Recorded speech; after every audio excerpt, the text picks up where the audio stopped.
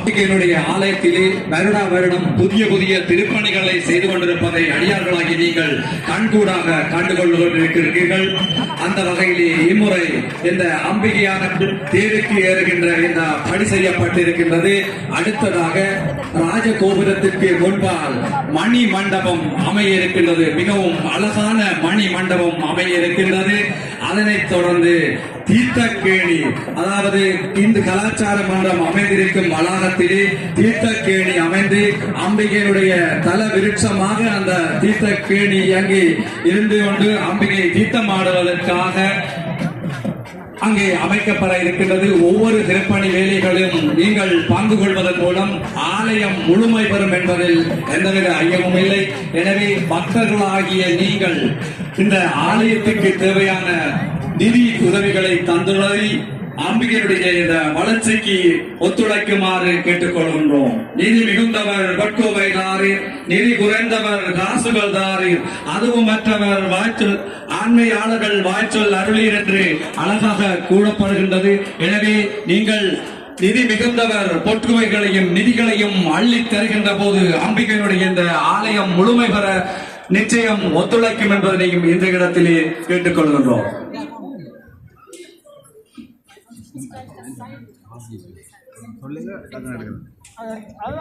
ஒவ்வொருத்தரும் தேங்காய் உடைச்சிட்டு இல்லாட்டினா மெட்டாக்கள் துறந்து அடிக்கலாம். ஒரு அடி அது துறந்து அடிக்காம அதான் சொன்னா கண்ணனை காடு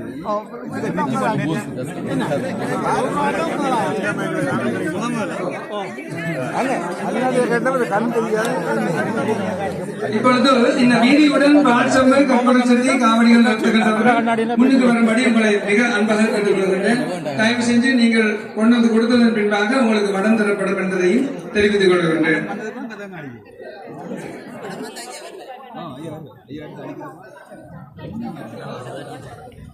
மங்களவாத்தியம் நீங்கள் வாசிக்கலாம்.